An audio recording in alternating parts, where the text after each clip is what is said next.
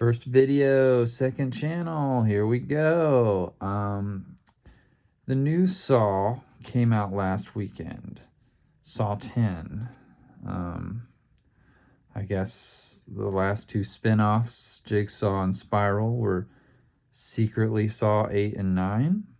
What a twist. Very classic Saw twist there for you. I want to talk about the Jigsaw problem as I see it. Saw is one of the most lucrative horror franchises in history. It's gonna keep going long after 80-year-old Tobin Bell passes away. So what are they gonna do? Because it's not like they can just swap out the actor the way you could for something like Jason or Chucky, right? Like, Tobin Bell's face and voice is inseparable from Jigsaw.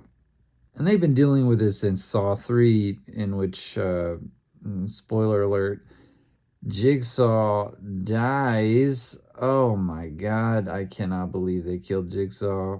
The producers, I think, for this last one was saying something to the effect of like, yeah, we probably shouldn't have done that recently.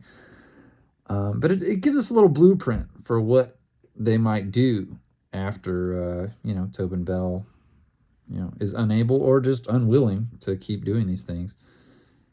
They've dealt with this in like 3 ways, basically. Saw 4 through 7 and kind of 8 basically just turned the entire narrative inside out, giving us flashback after flashback after flashback of Jigsaw's clockwork plans just ticking right along beyond the grave. It just, by the end there, it created this impression that just like half of the city was just locked in various basements all over the place. Like, I think he just had like a whole series of tunnels by the end there, I think. Which was great, by the way. That was great and good, and I enjoyed all of it. It made the narrative janky and convoluted in a way that sort of like matched the traps themselves. Like, there's really no experience quite like watching all of those movies. I wouldn't call them all good movies, but I don't know. It's at least very fun and silly.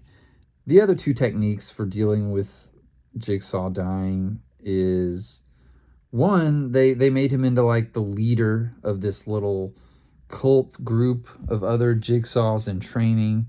And then in the spin-offs, they had copycat killers.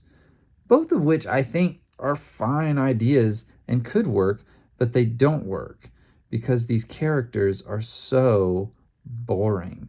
Who is scared of these people? Who is scared of Detective Hoffman, for example, or Amanda, or the copycats? Jigsaw should attract people who are as weird and freaky as he is. Like, horror monsters, they should be larger than life, right? Like, that's why Tobin Bell is so fun. He's got that, deep, rusty voice. Like, it almost sounds like it's the voice of the traps themselves. I love that. Jigsaw's pals, they should be played by, like, Bill Skarsgård or Mia Goth. Weirdos. Hey, this wouldn't solve the age problem, but I think they should throw James Earl Jones in there. Like, could you imagine waking up with your toenails stapled to the floor and like the first thing you hear is Darth Vader laughing at you?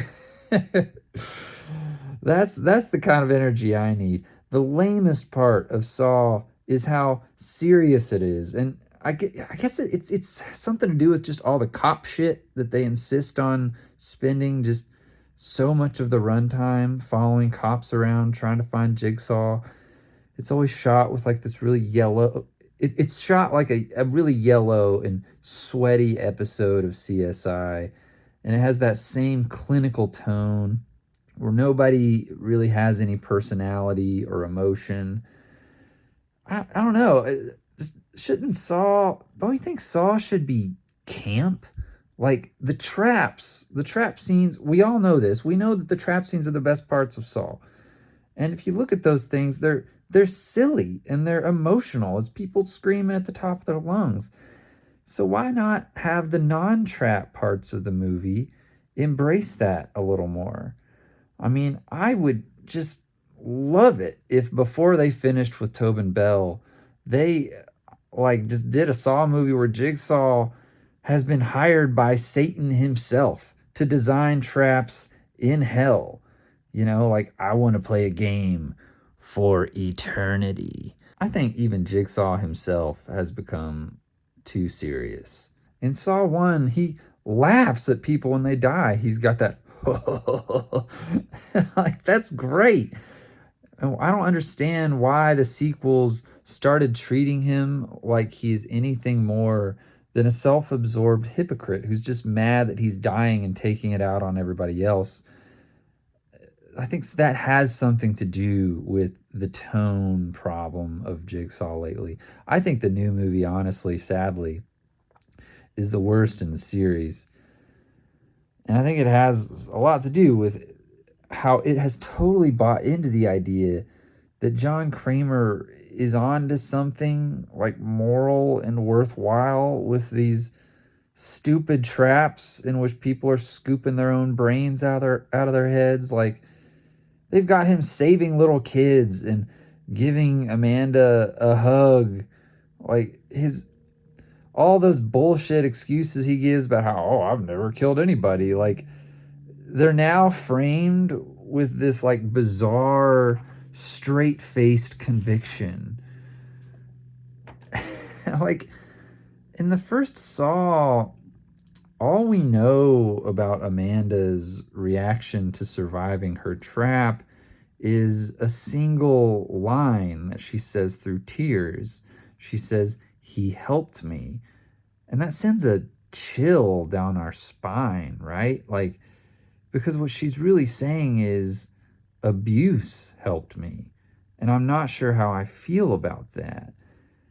And in the sequels, Amanda goes from abuse helped me, and I'm not sure how I feel about that, to I will dedicate my life to Jigsaw and do this to other people.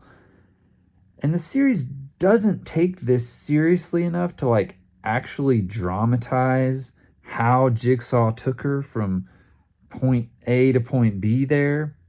But it also isn't willing to just embrace the stupidity of that.